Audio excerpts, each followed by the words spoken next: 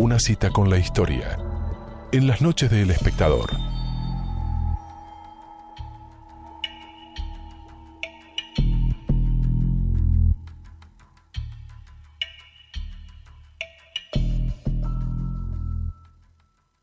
Seguimos en otra historia.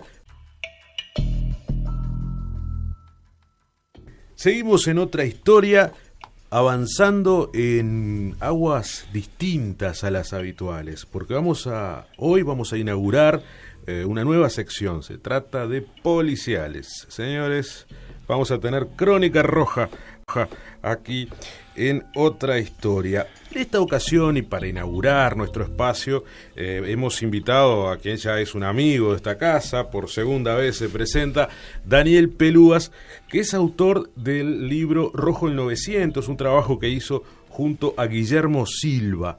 En este caso le hemos pedido que nos haga dos historias. La pata de Bacaray, que figura en su libro, y la tragedia del Prado, un episodio muy, muy particular. Daniel, buenas noches, muchas gracias por estar junto a nosotros, por acompañarnos en esta primera edición de la sección Policiales. Buenas noches, Pablo, un gusto estar acá. Y esta sección, como la decís vos, ¿no? Puede ser nueva, pero no asombrar, porque estamos acostumbrados a ver en los medios de comunicación justamente un espacio que se dedica a esto, pero sí te puede asombrar la violencia para aquella época. Estamos hablando a principios del siglo XX, y así como planteabas el primer caso, tenemos que ubicarnos en el Montevideo de 1901,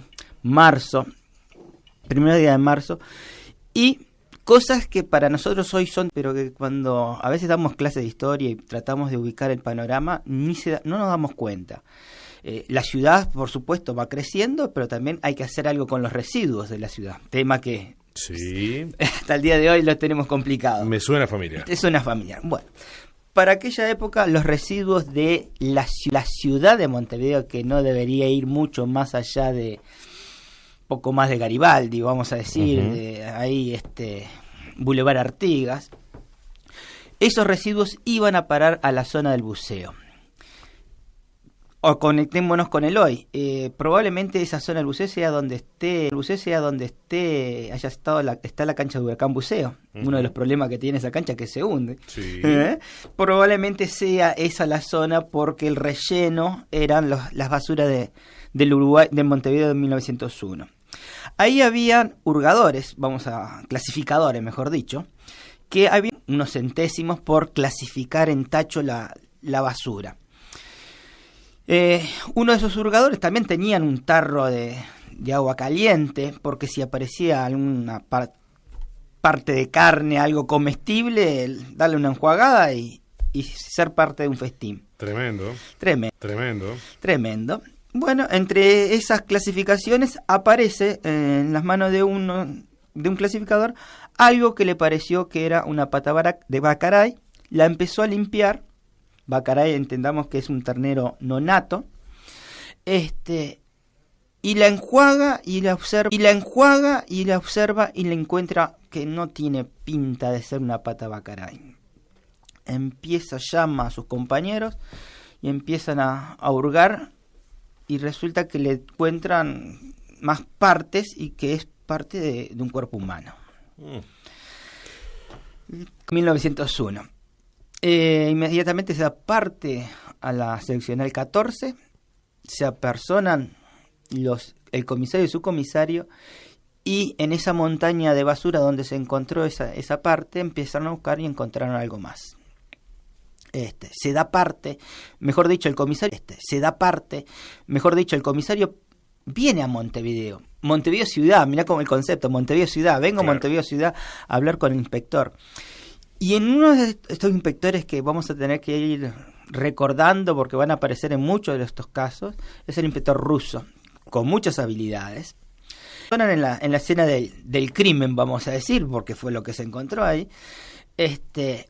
Y por esa montaña empiezan a decir, ¿quién trae?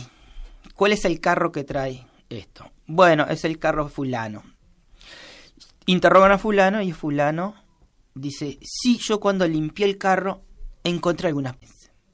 inmediatamente operación en mano, cómo desentrañar esto. Al otro día, muy temprano, a las 6 de la mañana, la policía, el inspector ruso y el responsable de ese carro empiezan a hacer su trayecto habitual. Ese trayecto habitual era 18 de julio, Salterán, Requena. Entonces se ponen 2 parejas de policía, uno en cada vereda, y el del carro levantando la basura y revolviendo hasta que pudieran encontrar algo. Cuando hace una señal, encuentran más partes del cuerpo. El forense, digamos, había dicho que ese era un niño, no muy recién nacido, no muy desarrollado. Calculaba que la muerte había sido 24 horas, que usaron algo filoso, trozado, mal cortado, deshecho. Por Dios. Disculpa que empecemos así la sección. Sí. Y ahí llegan a ese domicilio para interrogarlo. Se encuentran con una señora de edad, inmediatamente arrestan a los criados. Conclusiones, empieza a ver este ruso que no podía ser porque era un menor de 12 y una morena, y el bebé era de piel blanca, una de raza superior. Así Claro, aparece. pero ahora, ¿qué pasa? ¿No? Un periodista, que en aquella época el periodista de prensa escrita Ajá. te relataba todo.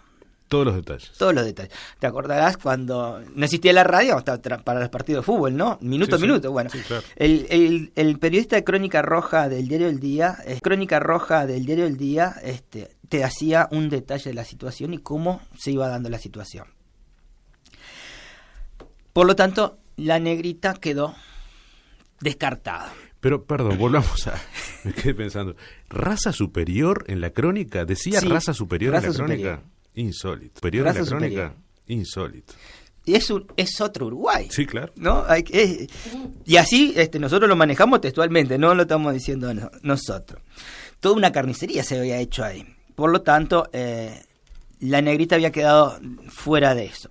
Pero ¿qué pasa? La señora de la casa, de un militar que había participado en alguna revolución y guerra que, diríamos, de prestigio para la época. Pero tenía un sobrino, Marcelino Leal, en el cual fue convocado a declarar, y ahí Russo maneja con habilidad el interrogatorio hasta que logra que confiese que había tenido algunas relaciones con Gregoria, con la negrita, con la criada de su tía. Nuevamente, ahora sí, Gregoria puesta en la mesa de la acusación a ver qué había pasado, y nadie se había enterado que había nacido un niño. En la casa nadie sabía. Nadie se había enterado. Porque la descripción... Pero, perdón, tampoco se habían enterado que estaba embarazada. Tampoco se había enterado. Bueno, acordate que se fajaban la Sí, mujer. Claro. ¿No? Bueno, y estamos con un nivel cultural complicado, ¿no? para armar la escena. Y ella dice que el día 24, en la noche, ese niño había empezado a llorar. Y como nadie sabía que existía, y preocupada que se descubriera la situación y lo terminaran echando, lo tapó con las cubijas, con el rebozo, la noche, y se calmó. Al otro día, muy temprano en la mañana, eso de las 6 de la mañana, se levanta y encuentra que el niño estaba muerto, asfixiado. Ante eso lo pone en un baúl y después que transcurre el día, descuartizarlo. ¿Ah? Pero hay cosas peores todavía. El tema es que cuando le preguntan por la cabeza, porque no había encontrado la cabeza ni el tronco, porque no sabían el sexo, no se había podido determinar, ella dice que lo puso en un tacho, tripa, panza, cabeza, lo puso en el tacho para que pasara como un, diríamos, recolector de comida para los chanchos. Terminó ahí. Bueno, lamentablemente la situación llegó a su fin y ella va a ser, diríamos usando procesada, llevada a prisión. Pero, a ver, las leyes en aquella época le dieron del 29 de marzo de 1901 al 1 de marzo de 1903. 2 años. Código Penal, acá tendría que aparecer el abogado. Código Penal establecía por un artículo 338, decía que la madre que, por ocultar su deshonra, matare a su hijo en el momento del nacimiento o antes de que cumpliera 3 días, será castigada con penitenciaría de 2 a 4 años. Hay que recordar que hoy sería un homicidio con un montón de agravantes que tendría otra calificación y, bueno, tendría consecuencias mucho peores para en este caso la mujer que cometió semejante delito. Hace poco tuvimos un caso similar, Obviamente. Pero que con un final feliz, ¿verdad? Sí, por suerte, sí. Fue otra cosa. Pero claro, la legislación que había en Uruguay estaba amparándola. Era lo que había y a eso se le estableció. Contado hoy. Y ahora la reflexión es esta. Hablamos de una sociedad uruguaya hoy muy violenta, la crónica roja, pero creo que es algo de todos los días había sido, porque estamos en principio del siglo XX y ocurría esto.